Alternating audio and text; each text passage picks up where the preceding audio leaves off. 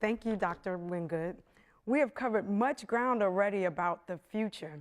I've asked Dr. Lisa Lauxman to discuss the research agenda, future interventions, and the way forward. Lisa?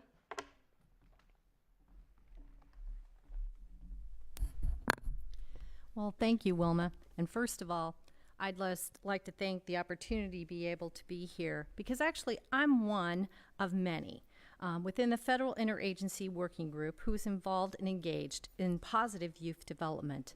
Within the Division of Youth and 4-H, we concentrate on that. But let's look at some of the things that have been coming out of the Federal Interagency Working Group, which, by the way, if you need to look for anything, you should go to findyouthInfo.gov because there's actually a section on positive youth info. This collaboration of 18 federal agencies and departments works together to improve youth programs on the federal level.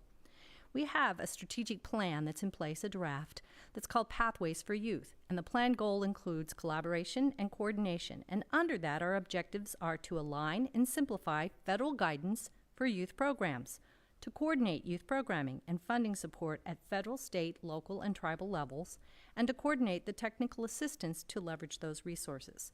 A second goal is to promote the use of evidence-based and innovative strategies at the federal, state, local, and tribal levels.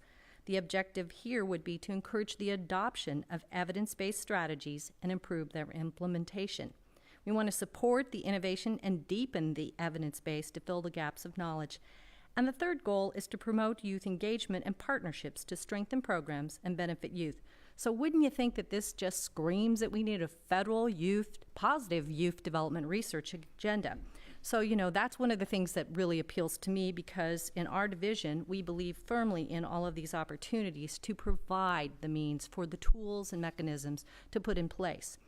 So looking at that for a research agenda, let's look at some of the several purposes then for developing a federal research agenda on positive youth development.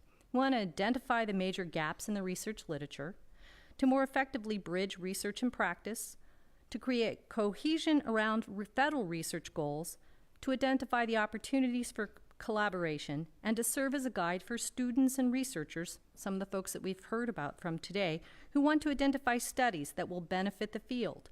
We want to know what is of national importance and help fill the gaps, and of course to improve the quality and rigor of research and to assist funders in organizing their funding priorities. I have been involved with positive youth development research for a period of time. There was a project co-chaired by Dale Blythe and Lynn Borden, colleagues of the Extension System, with support from our National 4-H Council to examine the quality, quantity, and utility of research in the field of youth development. Then there was a National Youth Development Research Response Task Force and a National Advisory Committee that produced a report as well, identifying necessary components for research on youth agenda.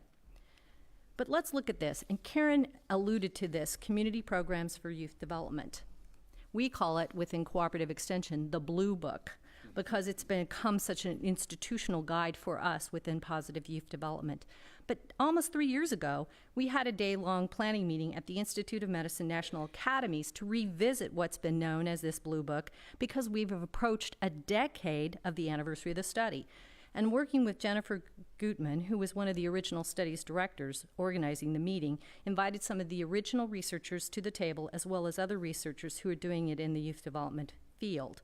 The goals were to examine the impact that the community programs to promote youth development has made on research and practice, to examine the progress that's been made in the past 10 years towards research, evaluation, and practice recommendations, and discuss the value and feasibility of conducting a 10-year follow-up study.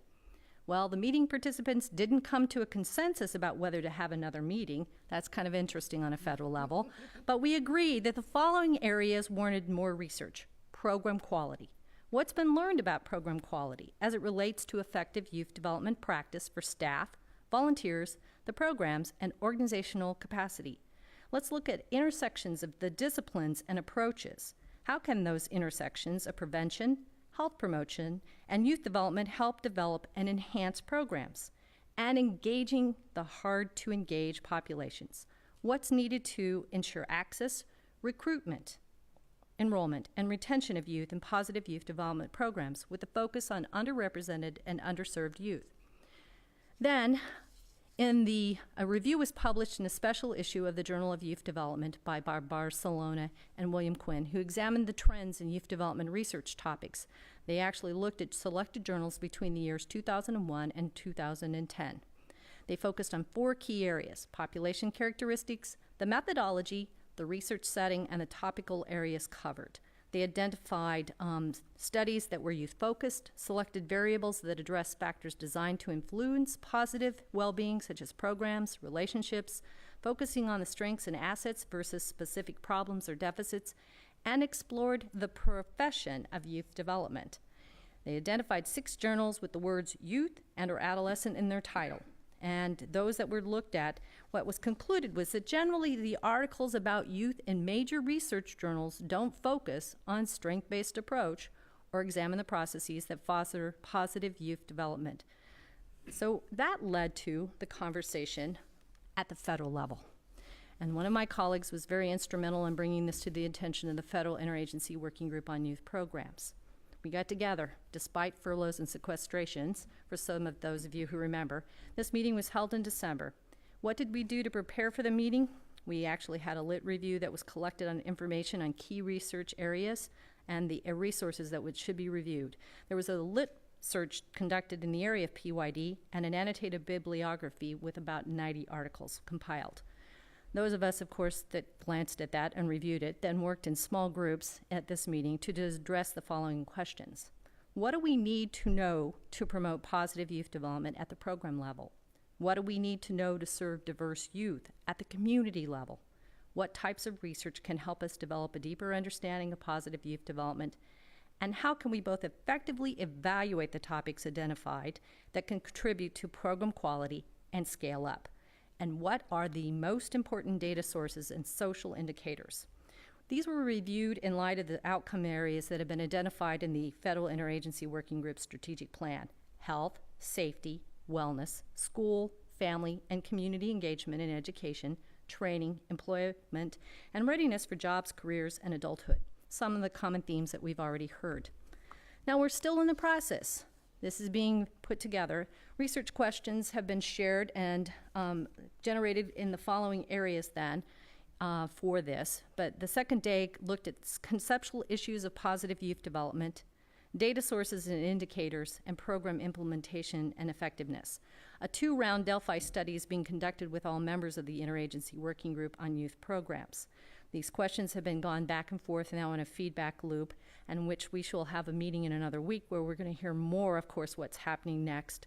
But this members of the Interagency Working Group are reviewing these questions. So looking ahead to what's going to happen for next steps for this research agenda on positive youth development, we're going to have a final draft potentially completed in the next couple of months, vet it with other federal interagency groups, look at presentation opportunities, including the Society for Research on Adolescence, which has already occurred, and look at future journal articles.